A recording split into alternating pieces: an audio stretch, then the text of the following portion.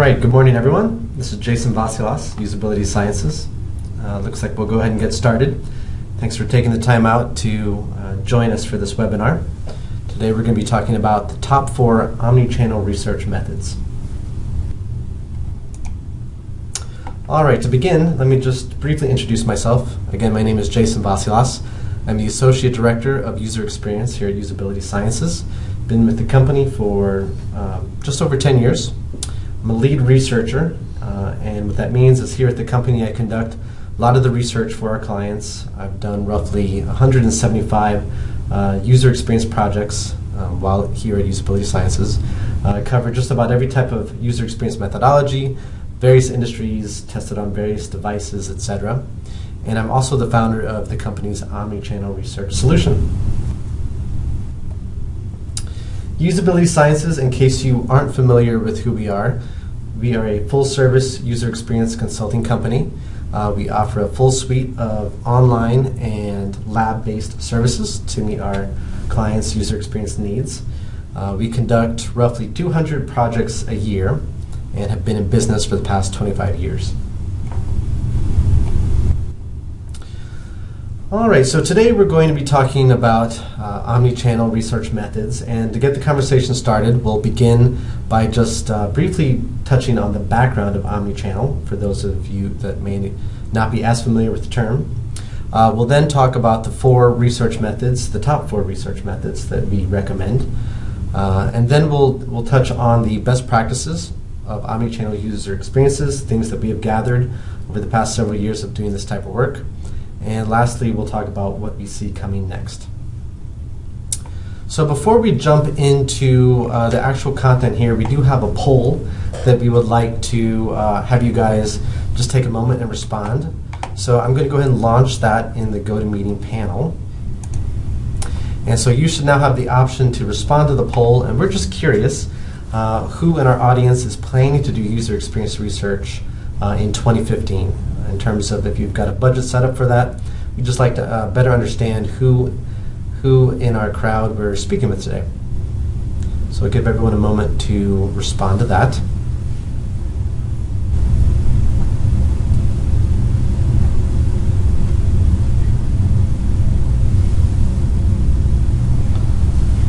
All right, so I really appreciate you taking the time to respond to the poll. We'll have another one of these as we progress, and it's very helpful and insightful. All right, so let's continue on here. And we're going to start with a little background on omni-channel. So just to put us all on the same page, make sure we have the same understanding. When we say omni-channel, what we mean is that it's really the perspective that as a customer engages with a company and its various channels, whether it's the brick and mortar store, an online experience or digital experience, social media, email, etc. Customers really do expect to have one consistent and seamless experience, and they really expect it to be based on wherever they are and whenever they need assistance or whatever their goals may be. So customers really aren't making the distinction of how companies are organized and who's in charge of which department or which organization. They really just expect a consistent and seamless experience as they move across channels. So a couple examples of how we see this play out, especially in the retail world, and omni-channel is a term that has been a big buzzword in the retail domain for the past couple of years, but it really does apply to anyone in the cross-channel space or anyone that has multiple channels. But the way we see this play out in the retail world, a couple examples here. Users may interact with a digital channel, buying something online, and then expect to be able to head to the physical in-store, brick and mortar store, and expect to be able to pick that up the same day. We may see customers shopping in a store, and if a product is unavailable or out of stock, they may expect the store to be able to simply order that for them from the online side of the business and have that fulfilled in that manner. Or it could be something as simple as a user browsing a company's site on one digital channel, such as a tablet, and then later completing that purchase on another device based on whatever is most convenient or in front of them. And the list really goes on. Just a number of ways here that consumers are expecting an omni-channel experience. So a big part of this new mindset that consumers have is really based on the proliferation of mobile technology. No surprise to any of us in this space. We've got a few stats here that we found very interesting. 57% of internet usage in the US is now conducted via smartphone, really surpassing desktop internet usage for the first time. 84% of store visitors are using their digital devices either before or during a shopping trip, and 36% of those are actually connecting while in the store. And by the end of this year, so just several weeks away, the stats are showing that 50% of in-store purchases will actually be influenced by digital devices. So definitely a very, very quick and changing domain that we're dealing in. So all these changes really have a lot of major retailers and smaller retailers alike starting to take a look at reorganizing their businesses or coming up with new strategies to ensure that they really capture users and the purchasing patterns. So we have companies like Neiman Marcus, Macy's, JCPenney, all restructuring and creating omni-channel initiatives this year and beyond. All right, so that's just a little background on omni-channel. Now we're going to delve into the top 4 research methods that we recommend at Usability Sciences. So these are the major buckets here, and this isn't inclusive of all the tools out there, but these are the primary buckets, and we're going to go into each one of these in a bit more detail. They are customer journey research, usability tests, field studies, and focus groups. And what we recommend in doing omni-channel research is that it's very much so a customized and a multi-phase approach. It's very difficult to get all the answers to your omni-channel questions from doing any one particular type study. So if you take a customized multi-phase approach, you're really able to put together the full story in that manner. So let's talk about customer journey research. Traditionally, diary studies have been an excellent way to capture what users are experiencing in their customer journey. However, in the domain of omni-channel research, we recommend something that we call a storyboard study. And this allows for a quicker gathering of results. And this is a lab-based session where we bring users in and ask them to depict recent stories that relate to the topic at hand. So perhaps shopping in the retail space, in department stores, etc. And in sitting with participants, we typically request 12 users as part of this type of study. And in sitting with participants, we create stories together, and it's really a matter of them telling us about recent experiences and really illustrating where there are converging points of channel, device, and context, their user context. So let me show you a little bit more of an example here. We did a study earlier this year for a major retailer. We recruited 12 participants to come in, and the participants were asked to create these storyboards. And in doing so, this particular example was a woman who was shopping for a Furby. And she happened to be shopping at a Target, and this wasn't a study for Target, but it pertained to retail department stores. And in her story, she explains that she began the experience on her mobile device, checked the inventory, actually went to the store, used her device to help get her to the store, and while in the store, it turned out that the product wasn't in stock, and then she had to speak with a sales associate, and then they told her there'd been a mistake in the system, and they verified it was in fact at another store.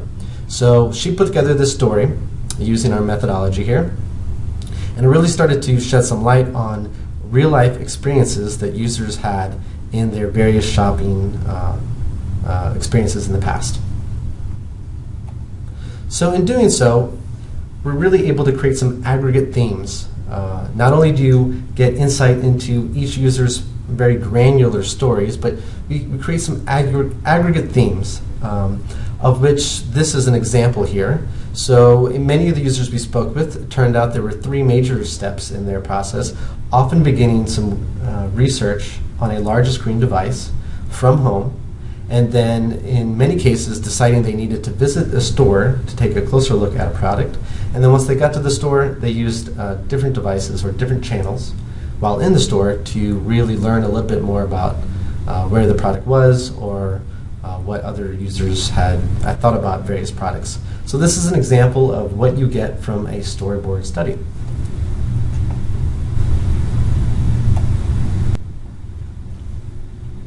All right, next up on the list is the usability test. However, what we recommend at Usability Sciences is the usability test with a bit of a twist here. We call this a multi-device usability test.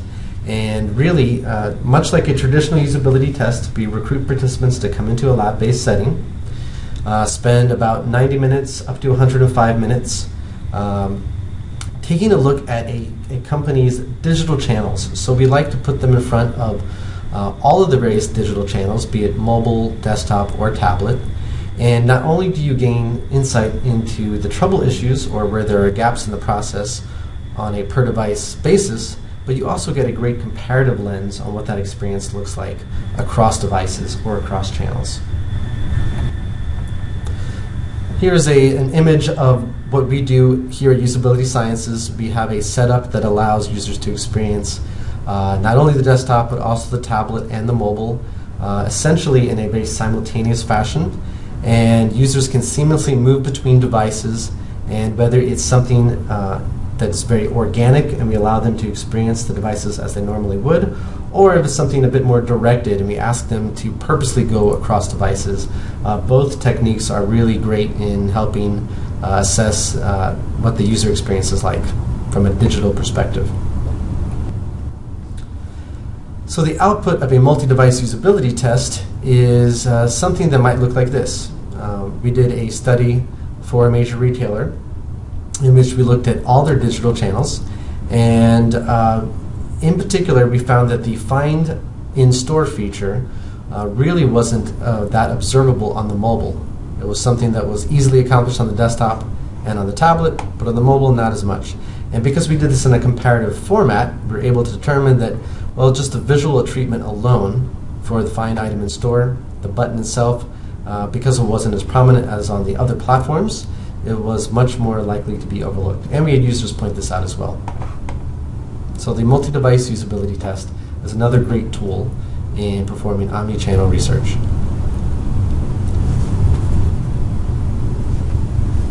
Moving on to field studies. So of course this is an integral part of performing omni-channel research. The traditional format is based on researchers visiting the context or going out in the field and talking with participants, with shoppers or consumers. And this is conducted in a face-to-face manner. Users are either recruited to show up in the store and go through a series of tasks, or they can be intercepted. And this is the traditional format. However, in the past year or so, we've really turned our attention to a new method that is referred to as Geo-Fencing. And we're going to talk a bit more in depth about this particular method. This allows us to, by using a mobile phone, intercept users as they actually visit a particular location of interest and ask them to provide some feedback via a survey on their mobile device. And so what this allows is, as compared to the traditional format, we can get much more respondents and a lot more feedback from a much broader audience. So there are vendors that provide this particular type of service, and they do so more from a marketing and consumer packaged goods perspective. However, at Usability Sciences, we have taken this and altered it to fit our user experience research needs. So let me walk you through how this geofencing method works. Our particular vendor who we use, they've got a mobile army of 700,000+ participants who have downloaded the app. And the way the technology works is we're able to set up perimeters around any location or locations of interest anywhere in the US. And as users cross that perimeter and they've downloaded the app on their phone, they're made aware that there is a survey opportunity, and for a small incentive, we ask them for a little bit of feedback. And so what this also allows is for us to position numerous questions to them while they go through their shopping experience. The first thing we do is, as they cross that perimeter and they enter a particular store, in this example, It can be at Macy's. And we ask them what they're primarily shopping for, why they've come to the store. And this is really important because it's in context and it's when users are really thinking about what they might be doing and what their expectations are. We also like to ask them where they've come from in their shopping journey. So what else have they done in relation to shopping for whatever it is they're shopping for? So these are questions we'll ask on the front end. And then while they're shopping, we also have the option to ask them to provide a little bit of feedback on the experience in store. And this can be simply on the experience of the physical in-store, whether it be packaging or item location or experience with salespeople, or it could be something that's specific to any digital experiences that they have while in the store, so what they might be doing with their phone while in the physical environment. And in doing so, we ask them to provide a little feedback, be it in the form of a survey question, or perhaps a photo or an audio or even a video response. Very powerful insights into real-life shopping experiences. And then finally, when they leave, we ask them additional questions. Primarily, were they successful? Were they able to find what they were looking for? Did they actually make a purchase? And a very important follow-up question here is what else they plan to do in their shopping journey, if you will. So what else do they plan to do? Do they plan to go to another store? Do they plan to go online and purchase something? A great way to tie up this type of survey. So that's geofencing, a new method of doing field research, one that at Usability Sciences we're very interested in and starting to conduct with our clients. Here's just a couple images that came from an internal study we did, where we had users go into a particular retail store and look for some clothing. Particularly, it was pants. And by having this tool available to them, they're able to take screenshots or photos, if you will, of what that experience was like. And just a couple of comparisons here.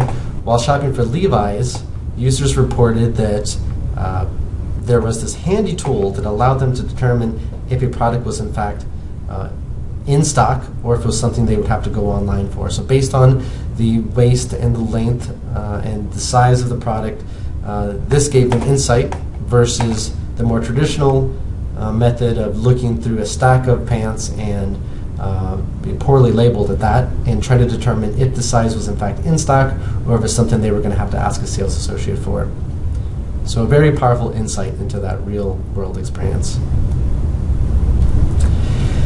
And finally, focus groups. So focus groups are a great method here of getting group level feedback.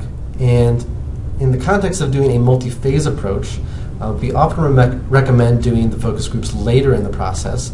And as users have started discussing their needs and expectations, the focus group is a great opportunity to really put new concepts in front of them and see which of the concepts resonate most.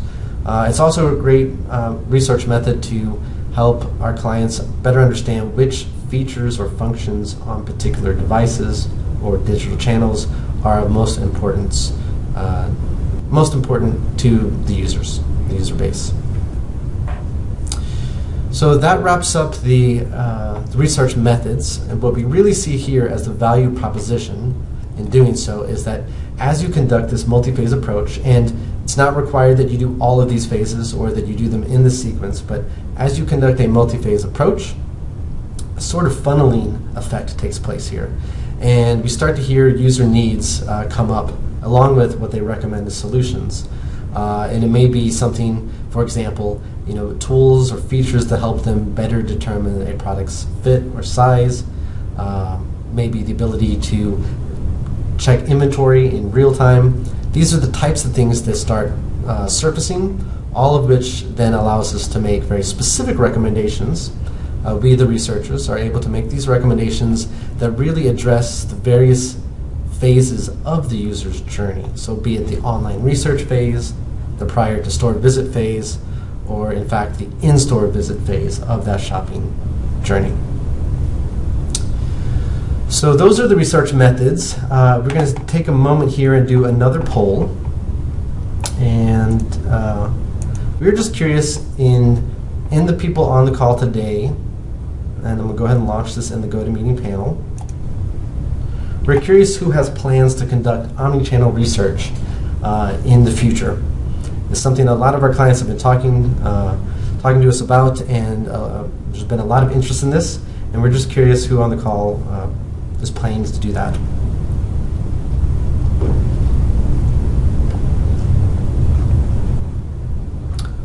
All right, thank you for all the responses there. Very insightful. It looks like roughly 60% of the people on the phone have definite plans to do some type of omnichannel research, and the other 40% not sure at this time, but none have responded with no. Very insightful there. Okay, so let's continue moving on here. Now we're going to spend a little bit of time talking about the best practices of omnichannel user experiences, and we have put these together based on what we have seen in conducting this type of work over the past several years. And we're going to talk about 4 best practices here, and these are unified, seamless, targeted, and core features, and we're going to delve into each one of these a bit more. So let's start with unified. What we mean by unified is that it's one brand, one voice, and different channels. And let's take a look at an example here that really illustrates that. We'll start with a good example. This is Ulta, the desktop experience, and this screenshot was taken around the April timeframe. Now let's take a look at the mobile experience, along with an email communication around the same time frame, and then finally a social media post here on Facebook. And as you'll notice, it's very consistent, very unified in terms of the branding, the images, the language, same actress in each one of these, same color scheme, etc. So a very unified approach, a very seamless experience for consumers, for users. Now let's take a look at another example, one that doesn't quite hit the mark. And this is OpenTable.com, and here we are on the desktop site. And I'm going to show you the mobile site and the mobile app. And just by taking a quick look here, all 3 of these have a somewhat different look and feel. So a different color scheme, not a very unified in terms of the presentation. But even more troubling is the feature set. So it appears that on the desktop site and on the mobile app, it appears there are more options to choose from for this particular restaurant, this particular day, and the reservations available. It appears there are more options here and here than there are on the site. So on the mobile site, it looks like there are just simply 2 options. In reality, there are more options than that, but in the way that this has been presented, it's a lot trickier to actually dig and uncover those additional reservation options. So not a very unified experience for the customer. Best practice number 2, seamless, a continuous experience across channels. So let's take a day in the life of a user, and as they go through their day-to-day activities, from waking up, going to work, commuting, etc., they're going to use a variety of different channels. In this case, we'll stick with the digital channels. And what we mean by seamless experience is that users may start their experience or shopping experience on one channel, continue it on yet another, and then expect to be able to pick up where they left off and finish on yet another digital channel altogether. So let's take a look at an example here, a good example. So this is Express.com on the mobile. And this comes from my own shopping. I was looking for a red shirt, and in doing so I started that experience on the mobile device. I found what I was looking for, I added it to the cart, got busy with my day, and later when I got home, finished that experience by going to my desktop computer and finding that the product I had added to the cart on the mobile was also in my cart on the desktop. So a very seamless experience. I didn't have to look through the options available and browse for men's V-neck t-shirts again. It was simply in my cart. Great example. Here's another very cool example, and this is from Kindle and Audible. When you purchase an ebook, a Kindle ebook, you're also able to purchase the professional narration provided by Audible. And so what this allows is As you go throughout your day, whether you're reading the book on a Kindle or listening to the book via an Audible app on your iPhone, you're really able to maintain that current place. It's not a matter of finding the chapter and the right page number. The devices are automatically synced, and you have a very seamless experience. Now let's take a look at an example that's not quite as seamless. This is from the American Airlines app, and again, another true story here. I needed to update my address, and so I went into the app and I went into manage my account. This then prompted me to enter a password, so I entered the password, which then prompted me to open an internet browser. And at this time I wasn't sure why I was being prompted to open a browser, but in doing so, it actually directed me over to the mobile site. So I had been in the mobile app, but now I was going to the mobile site. But the problem here was that my credentials were not carried over. So I then had to enter in my Advantage number along with the password. And then it left me here on the home page. And my original task was to update my address. So I had to go looking down the page, find my account here, and essentially the experience itself was not seamless, and it was very disjointed, somewhat cumbersome. So full disclosure here, in the time that we created this presentation, American Airlines has actually corrected this error on their site and is much more seamless these days, but it still illustrates the point that without doing the user experience research, you may find that you've got some cross channel experiences that are not quite as seamless. Best practice number 3, targeted. Features are prioritized based on the channel or the context. So let's take a look as an example.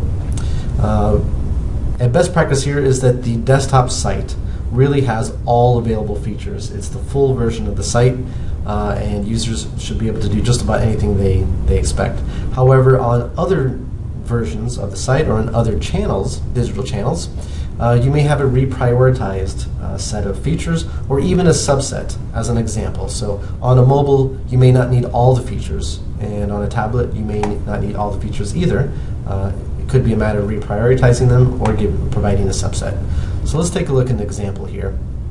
This is Home Depot, and they've done some great research here that really led them to determine that the tablet should really be optimized in terms of its feature set, should be optimized for in-home use, whereas a mobile should be optimized for perhaps in-store use. So there are different features that have been pushed to the front in both of these, and we'll take a look at some of these features. Here we are in the tablet, and there's a feature called See This in Your Home. They refer to as augmented reality. And what this allows is for you to take your tablet, and if there's a product you're interested in, it allows you to virtually place the product in your home and get an idea of what that would look like. So this is the way this works is using the tablet's camera. You're able to take the product and superimpose the image anywhere in the room. So here I am in my office, positioning the tablet just right so I can see what this patio furniture would look like in my office. So very much optimized for in-home use. So what better device or channel would there be to take the tablet, which has a larger screen than the phone, and have this feature be one of the primary features. Very cool there. Now let's take a look at the mobile experience. So in visiting a store, Home Depot provides free Wi-Fi in the store, and pulling up your browser, they actually encourage you to download their app and give it a try. And in doing so, there's this cool in-store experience version to their app. So based on the fact that your GPS knows that you're actually in a store, in opening up the app, they prompt you with the option to continue the in-store experience. And in doing so, they push different features to the front, of which one of them is the in-store map. So you've got the full layout of what's in the store, where to go, a very handy feature if using your mobile while in a Home Depot. Another feature they push to the front here is the scanner feature, and what this allows you to do is any product you're interested in allows you to scan that product and then get instant access to the user ratings and reviews, which in the case of making a pricier purchase, such as I was looking at barbecue grills, this was a great tool to have in front of me because I was able to see which of the barbecue grills had high ratings and what those users were saying about the products. Something that I typically would do in some home research or when I was outside of the store. So very targeted in terms of the feature sets and the different channels or devices. And finally, best practice number 4, core features are available across the channels. So focusing on what those core features are, it's really ensuring that they are available whether you're on any of the digital channels or even the other channels available, which we'll illustrate that with a point in a moment. And what this does is it allows you to really, as a customer, reliably count on any of the channels providing you with those core features. So let's take a look at an example. We'll start with a not so great example. This is TomThumb, the TomThumb app. And for those that may not be familiar with TomThumb, it is a grocery store here in the southern part of the country. And you can use their app to access coupons, etc. And this is another true experience here. I was in their app, and when I went to sign in, I couldn't quite remember my password. So they provided the ability to retrieve the password, which many would say is a core feature of any of these channels. So that was a good thing. However, in doing so, it actually asked me to reset my password, which was a feature that was not available in the app. It was actually a feature that directed me to open up the desktop site, but on my mobile device. So not optimized at all, and it really entailed a lot of pinching and zooming to get in and access the fields, and to be able to really reset my password. Not a great experience. Had the actual feature of password resetting the password been available in the app, would not have had to deal with the desktop site there. But more troubling really is if you've forgotten your email address, it directs you to another channel altogether, which is calling customer support. So something that is not available in the app or even in the desktop site, presumably. It really means generating another call to customer service and asking them for some assistance there in remembering what your email address was. Now let's take a look at an example of where core features are reliably presented across channels. This is Levi's.com on the desktop, and they've got this handy fit guide that allows you to really get a sense of what the different styles are and how they might fit. You visit the site on a mobile device, and you'll also have that fit guide available, presenting you with all those core details. But even cooler is that if you're in a retail department store and you're taking a look at the clothing, the Levi's, in the Levi's section, through the strategic use of signage here, they provided that same fit guide right there next to the jeans to help you really figure out which one is for you. So a great example of core features being replicated across channels. So those are the research methods. Again, it's not inclusive of all the research methods out there, but these are the primary buckets: customer journey research, usability tests, field studies, and focus groups. And in performing this type of research in a multi-phase and very customized approach, it really helps you to ensure that you're hitting those best practices of unified, seamless, targeted, and core features reliably across channels. All right, so coming up to the end of our webinar here, what we see coming next, really it's a matter of fusing the digital experiences and the physical experience. So customers, our clients, especially in the retail space that have brick and mortar stores, they're looking at ways in which they can have a lot of converging experiences. So in some ways we see more retailers looking at providing the ability to learn more while you're in the store using your digital device. So this means free Wi-Fi in stores, beacon devices, and NFC, near field communication. These technologies are starting to show up in the retail world, all of which offer the promise of to consumers that they can access more information while on their devices, and really more in a self-service mode of researching and investigating products while in a store. Cool interactive technologies. So there are things such as magic mirrors and technology tables that we see retailers starting to experiment with. The magic mirror being a device that allows you to virtually try on a product, or perhaps try on the product in a different color, something that maybe the product isn't available in that color in the store. So something that is starting to surface out there.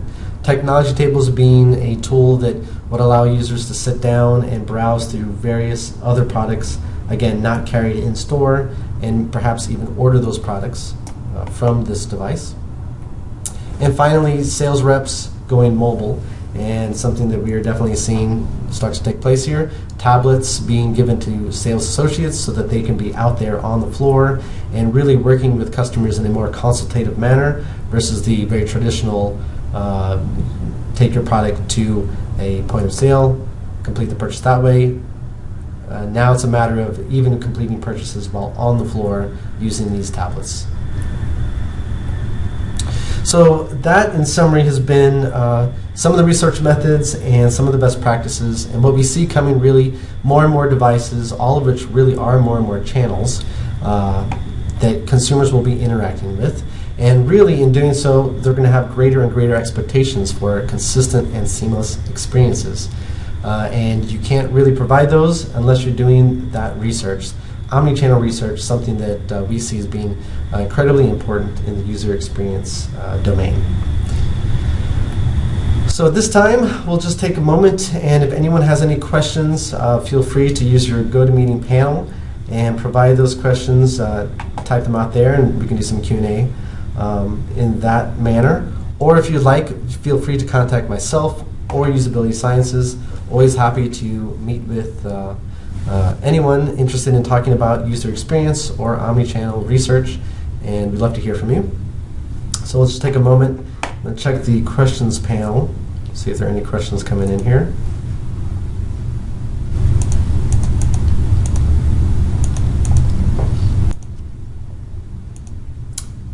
Okay, so we've got one question. The question is, what kind of research do you recommend for a larger company with in-store mobile web presence to create a unified experience? So much like what we spoke about in this webinar here, we definitely recommend for a company that's got multiple channels and they've got interest in gaining insight into the experience across those channels, we recommend a multi-phase approach. So that could be a matter of, again, in a very customized manner, whether it's doing a lab study to take a look at the digital experiences of the mobile, tablet, and desktop versions of a site or app. Also perhaps doing in-store piece, whether that be the traditional method of speaking with respondents in the store or doing the Geo-Fencing method so we can get more respondents. But those are both very applicable and powerful tools. So we would definitely customize something based on what those objectives are. All right, let's see. Got another question. Can you offer some insight on the best practices for intangible products? So that is, if the person that asked that question wants to ask another question that better clarifies what the intangible products are, perhaps this would be something like services, or maybe a company that doesn't have a physical product. That would be, that's how I'm taking it to mean what they mean by intangible products there.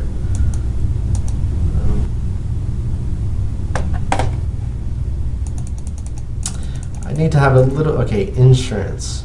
Okay, so the person asking that question, how would you do omni-channel research for something like insurance? A very good question there. And that could be, again, based on the company and what channels they operate through. So whether they've got a desktop site or perhaps a mobile app, different experiences on each, or maybe even the same experience.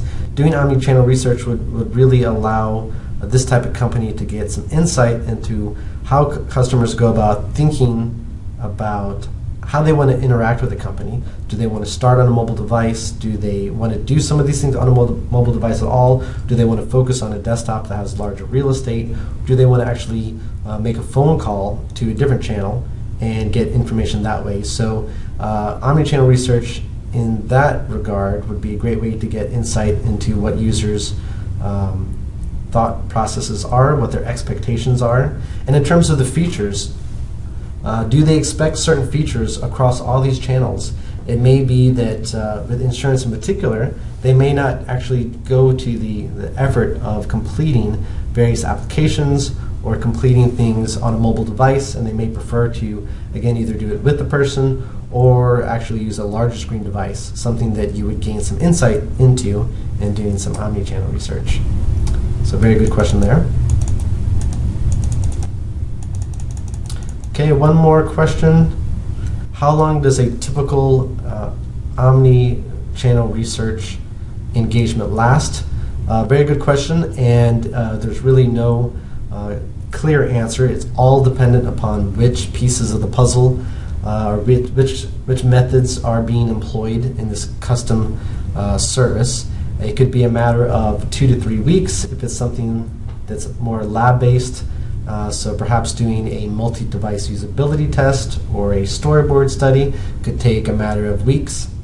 But when you start adding on the extra components, it really could range into the months. Again, all very dependent upon what the objectives are. All right, so it looks like that's all the questions for today, and we're at the end of our time here.